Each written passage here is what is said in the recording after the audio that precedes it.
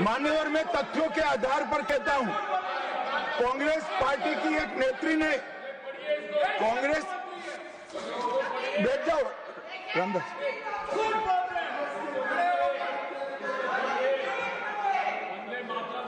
अरे दिग्विजय जी, अब नौकरी पक्की है इस आयु में, क्या कर रहे हो भैया?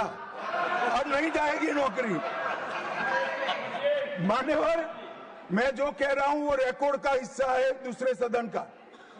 मान्यवर, दूसरे सदन की चर्चा में कांग्रेस पार्टी की एक प्रमुख नेत्री ने कहा है कि वंदे मातरम की आज चर्चा की कोई जरूरत नहीं है। मुझे मालूम नहीं पड़ता कि वंदे मातरम से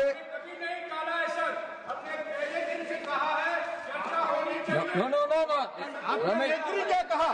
जयराम रमेश जी प्लीज बैठिए, प्लीज आप बैठिए जी।